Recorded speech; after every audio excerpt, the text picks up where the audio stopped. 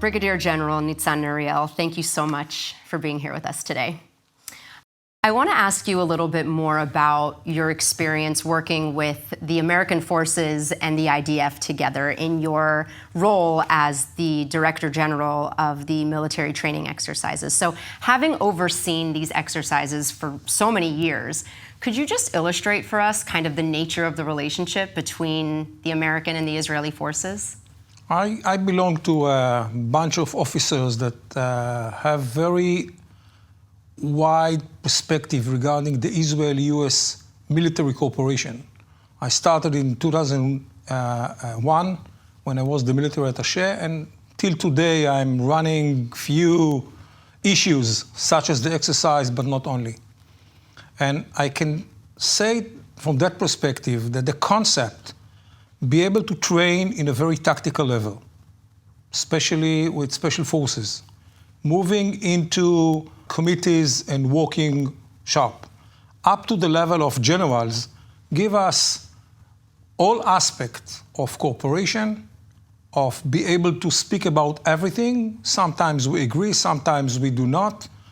But the bottom line is that when it's needed, you can see an Israeli officer sit next to American officer and within a broken English coordinate and really operate the events. They're watching the same operational map. They're speaking along the same command control systems, which is very unique. And all together, the both sides can cooperate and bring us, as we saw, very nice achievements by the last 2 years. Yeah, we saw some of those achievements recently. Yeah. And I want to ask, from your perspective, how is the U.S. Israel relationship so vital to Israel's security? The combination between the U.S. technology and the Israeli technology, almost in any type of platform, give us the advantages. We just saw by the last 2 years that the combination between those two technologies actually beat all other technologies. We have one huge challenge ahead of us. It's when China will participate and maybe rebuild the Iranian air defense systems and maybe provide Syria some new systems. It's a common new challenge for us and the Americans. And I believe that we will find the way how to deal with those challenges as well. Is this something that you're talking about, consistently with your American colleagues, the role of China and how that's going to impact both the U.S. and Israel? The answer is yes. And yet, we understand the differences between the U.S. approach toward China as an enemy and the state of Israel, which we do not consider China as enemy, but we open our eyes and make sure that they will not be able to take the advantages of the platform we have with the Americans. So I want to ask you a little bit more on this topic. In what way does the U.S.-Israel relationship advance American interests? By the end, I can provide you the top 5, meaning areas which the cooperation give us and give them the advantages needed for the next future. Number 1 is everything regarding the F-35.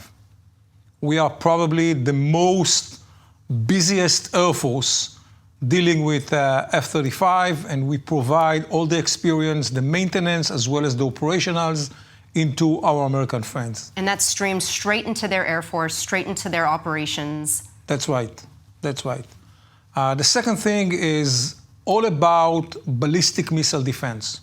Now, if you want to take it into other areas all over the globe, in case of presenting dramatic capabilities together, Israel, United States, technology as well as platform, against long-range missiles, you can duplicate it into other areas, such as North Korea, China, and that can create another layer of deterrence.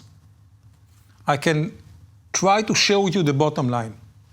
If we can present a level of capabilities that if someone launch long-range missiles, and by combined all the efforts, you can detect it and intercept it above himself, this is a very strong deterrence.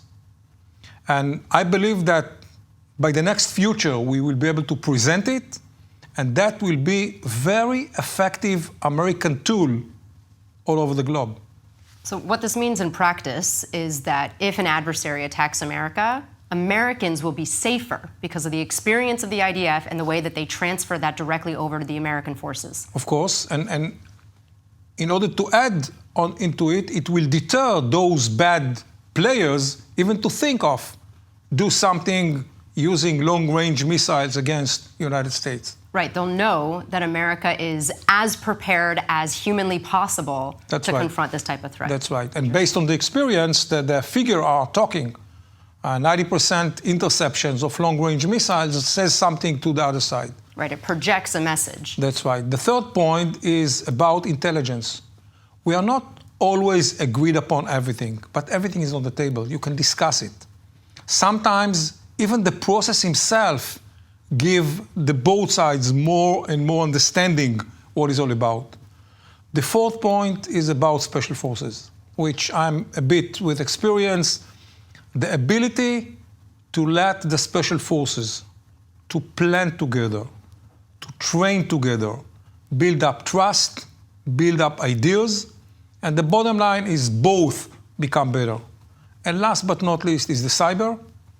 Again, understanding what are the tools, understanding how to coordinate the efforts, give us both, American and Israel, more options to make sure that the other side, especially today against Iran, would be much more effective. So the scope of the U.S. Israel collaboration is actually really, really broad based on everything that you just laid out. I want to ask you, is there anything that Israel brings to this relationship that America can't get from any other ally? Creativity, which we all know that exists by the nature of being an Israeli guy, such a chutzpah, and by that maybe bring new ideas. And I believe that above all, we bring into the table honest. So we are very open. We really consider the American as our best allies. And that allowed us to be very open, very direct, put on the table the questions we have, the remarks we need to say, regardless the political, let's say, sometimes stands between the leaders. Among us, the professional, the generals, everything on the table, very open mind, very open heart, and this is something that I'm very happy to be part of. Well, you mentioned this earlier, but could you talk about the extent to which battle-tested experience benefits the United States military, and how rare that is to get anywhere else? Both of those elements. Could you talk about that a little bit? I can try to give you an example regarding the ballistic missile defense professionalism, okay? When the enemy launch a missile and you succeed to hit it, you have many debris. We had a huge technology challenge, how to define between real warheads and the debris. Because if you don't really understand it, you start launching many more missiles in order to hit the debris, which are less important. Wait, just so I understand, you're talking about when the missile is launched in the air, you intercept it in the air, and then it starts breaking apart while it's still very high up, and in the process of trying to neutralize threats, you confuse what's really, right. What's the most threatening and what is a debris, a nuclear warhead and a debris. That's right. The way to reach those points, you have to have a simulation. You have to have professionals in the loop that will be able to analyze everything. During all the exercise, we have a specific team that analyze all the interceptions and together study what are the problems, what do we need to improve in the both sides, in the Israeli side as well as in the American side. And this is a mechanism that made us better, both the U.S. air defense systems, the Israeli air defense system, and obviously the combination between them. Yeah, it's for the good or the bad, we have the most experience when it comes to air defense and ballistic missile defense now, and we're sharing that with our allies, with our U.S. allies. Yes, and if I'm going back 20 years, before the Americans went into the war in Afghanistan and Iraq, we opened everything to share with them the Israeli lessons learned from booby traps, from suicide bombers, how to create policies of prevention operation approach. I remember myself host generals from SOCOM and JSOC here in Israel and demonstrate what we are doing with dogs, with technology in order to prevent IED. So from the first moment, we put everything on the table. And are you in touch with any of your American colleagues today? Do they talk to you about, the ways in which these lessons that they learned were applied into their operations? Have you heard any stories like that? The answer is yes. As I told you, when you grew up with them, they keep in touch with you.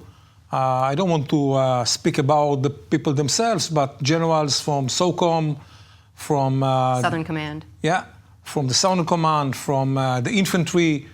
We keep talking, chatting.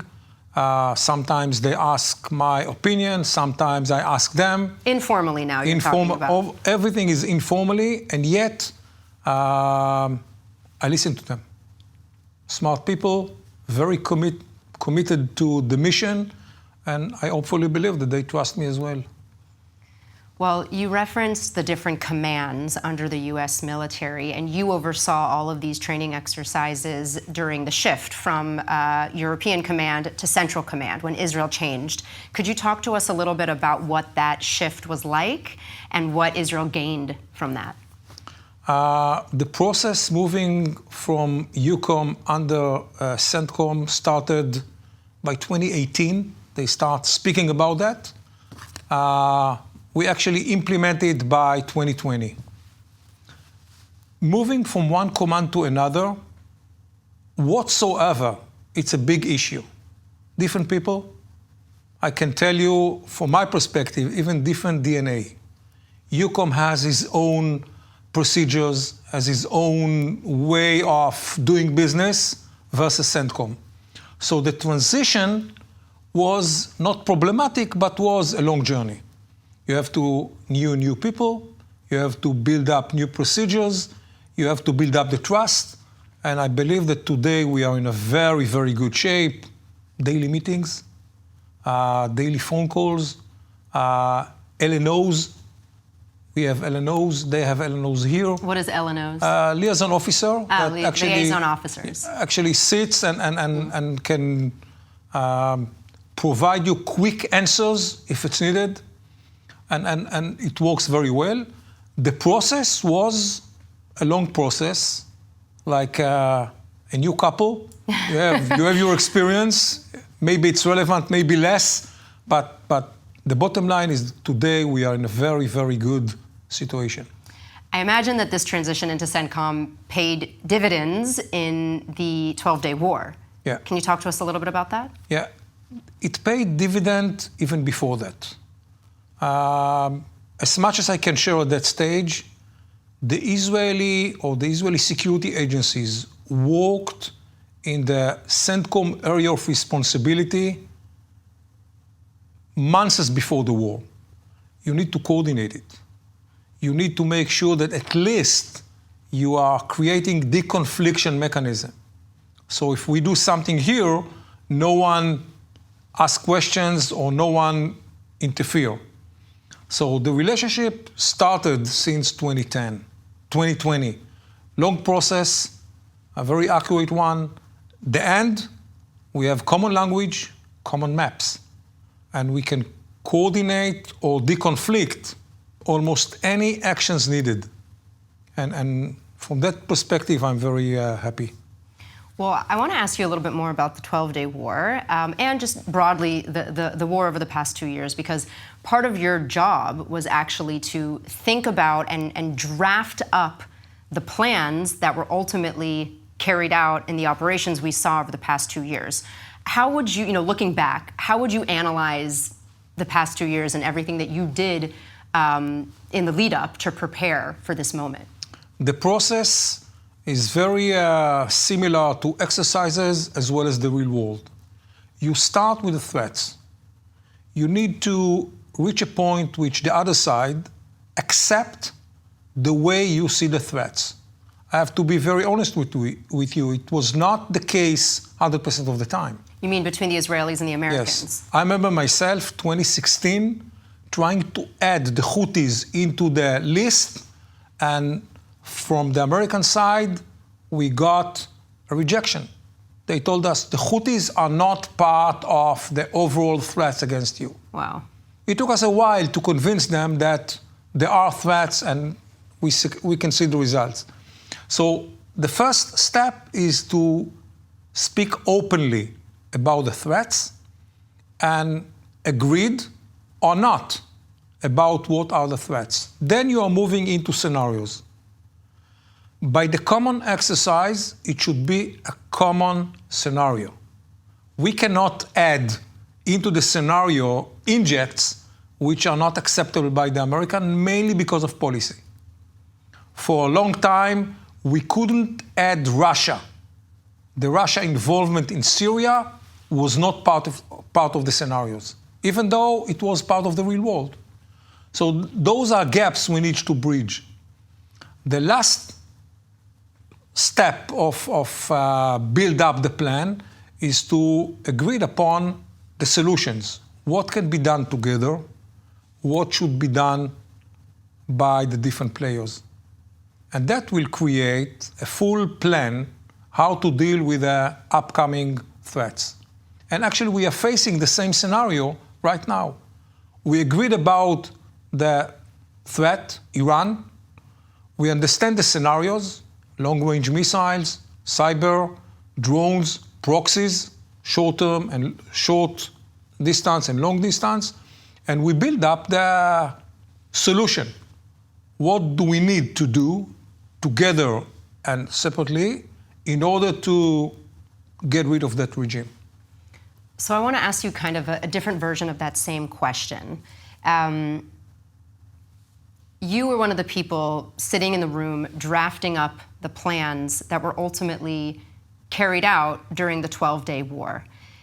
What would that have looked like had we not had this U.S. Israel relationship under CENTCOM and all of those years of preparation that you oversaw in order to meet this moment? How would it have been different? I need to say loud and clear, without strong support from AIPAC and everything you are doing for us, Israel could not cross that wall. We still rely on crisis resupply from United States, started back in '73, but it's still relevant. And without the US strong support, maintenance, spare part, ammunition, systems, we couldn't do it. So it's something very basic. Without that type of cooperation, I don't think that we could destroy the Iranians' main capabilities to destroy us, and yet they believe that they can recover. So the threat still exists. Yeah. The cooperation is still relevant for the next future. Yeah. Well, Nitzan, thank you so much for spending this time with us and reminding us about the real importance of our work and maintaining a strong and safer America and Israel together. Thank you. Thank you very much. My pleasure. And stay strong. We need you.